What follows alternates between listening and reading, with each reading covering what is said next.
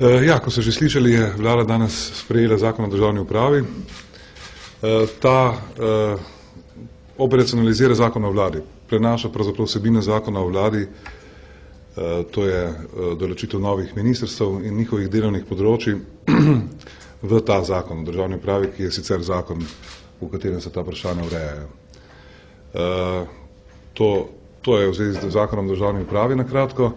Hkrati pa vlada sprejela tudi izhodišča za nadaljno reorganizacijo oziroma racionalizacijo širšega javnega sektorja, zlasti ko gre za tako imenovane paradržavne organizacije, razne sklade, agencije in podobno.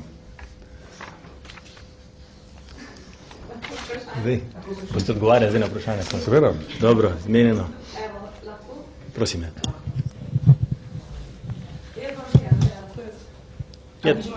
Ja, Petra Bezjak, Televizija Slovenija. Gospod minister, mene zanima, reorganizacija uradov in to, katere boste ukinili. Zanima me potem združevanje ministrstev, kaj s tistimi službami, ki se podvajajo, kadrovske pravne odnose z javnostmi, boste odpuščali? Ja, najprej to drugo vprašanje. Pri tistih ministrstvih, ki so združena prejšnja 2 ali pa 3 ministrstva, bomo seveda te dvojnosti odpravili. Podlaga za to odpravo je ravno ta zakon o državni upravi in potem podzakonska regulativa, ki bo sledila temu zakonu, uredba o notranji organizaciji in uredba o organih sestavi in potem še uredba o sistemizaciji. Ti 3 podzakonski akti bodo podlaga za racionalizacijo tistih resorjev, ki so združeni resorji prejšnje vlade. Kar se pa tistega prvega vprašanja tiče, katere urade bomo ukinili in tako naprej, na splošno ste to imeli v mislih? Mislite vladne službe?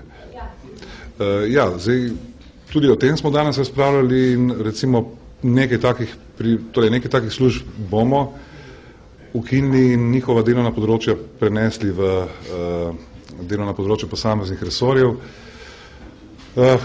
Torej, primer takih vladnih služb so recimo vladna služba za podnebne spremembe, potem za enake možnosti, za narodnosti, pa še nekaj jih je drugih. Verske skupnosti, tako je. Ne, ta pa ne. No, mogoče sem še dopolnilo, da danes ni bila zaključna upravljena razprava, ker se bo v naslednjem tednu tudi potekala razprava na to temo, ne? Tako da ni še končni predlog. Je pa časovnica zbrana. Samo še pod vprašanje, glede odpuščanja. Se bodo pač podvajali kadri, recimo na tem super ministrstvu od gospoda Turka so trojne službe. Ali bodo ti ljudje, ki so odveč, odpuščeni? Tudi to ministrstvo, ki ga jaz vodim, je super ministrstvo. Hecam se. Ne, seveda, ko gre za recimo funkcije generalnih sekretarjev in podobno, v bodoče bo en sam generalni sekretar. Bivši zaposleni, torej tisti, ki so zdaj na teh funkcijah, bodo pač prerasporejeni na neka druga delovna mesta. Tudi nasplošno je moje mnenje, ko gre za racionalizacijo državne uprave, da je moje mnenje pač, da je odpuščanje nek zadnji ukrep, ultima ratio, se pravi, čisto na zadnje pride to na vrsto, ker je ogromno rezerv znotraj državne uprave, ko ponekod primanjkuje ljudi, ponekod jih je preveč in se da to s temi razporejenimi in premestitvami urediti in hkrati tudi racionalizirati, ker to je tudi racionalizacija. Prosim, temno vprašanje. Vera Lajdiš, Pop TV, torej pravite, razprava še ni končana glede tega, pa vendarle, kaj ste danes dorekli glede vašega predloga spremembe koalicijske pogodbe, kje bo pozicionirano tožilstvo, kakšne so mnenja ostalih koalicijskih partnerjev, ste prišli do kakšnega konsenza? Torej, danes o tem sploh nismo razpravljali, ker to je vlada Republike Slovenije, ko gre pa za spreminjanje koalicijske pogodbe, se pa o tem pogovarjajo predsedniki strank, ki tvorijo to koalicijo. Tako da o tem nismo razpravljali, razen v tistem delu, ko smo se pogovarjali o tem, katere pristojnosti so tiste, ki so povezane z državnim tožilstvom, ker te so namreč nekoliko širše od teh, ki so zapisane v tej dikciji, ki je v zakonu o vladi. in smo se zmenili, da torej tisti resor, ki bo to prevzel, če bo to MNZ, tako kot je predvideno zakon o vladi, bo prevzel v celoti vse pristojnosti, ki jih ima izvršilna veja, zdaj je to Ministrstvo za pravosodje, ne, v razmerju do tožilstva. Recimo te druge pristojnosti, ki jih zakon o vladi posebej ne omenja, so povezane recimo z izobraževanjem tožilcev, mednarodno pravno pomočjo in tako naprej. To so taka bolj tehnična vprašanja. Torej, dogovor je, da če se seli tožilstvo, oziroma pristojnosti v razmerju do tožilstva, ne se seli v celoti. In če bo pač, če ta predlog moj, ki ga je včeraj stranka DLGV podprla, v okviru koalicije ne bo sprejet, bo pač Ministrstvo za notranje zadeve v celoti pristojno za vsa vprašanja povezane z državnim tožilstvom. Če vas prav razumem, ste bliže temu, da vse prevzame notranje ministrstvo? Ne, jaz sem ves čas bliže temu, da to ostane na Ministrstvu za pravosodje. Kot rečeno, odločitev o tem ni v pristojnosti ne moji, ne vlade. Ne. Že, prosim. Že Božič delo, ampak po zakonu o državni upravi pa zaenkrat tožilstvo ostaja torej pod notranjimi zadevami. Tako je. Kot je lepo predsednik vlade prepovedal, zakon o vladi je zakon, vsi smo zavezani spoštovati ta zakon je pristojnost umestil na resor notranjih zadev in določil rok, v katerem je treba potem posamezne naloge z te pristojnosti prenesti, pomeni z zakonom, ravno zakonom o državni upravi, in potem podzakonsko regulativo na ta isti resor. Ne? In to smo naredili. Če se bo vmes sprejela drugačna odločitev, bomo potem to vrnili nazaj. Ne? Torej, jaz sem vedno optimist. Erika.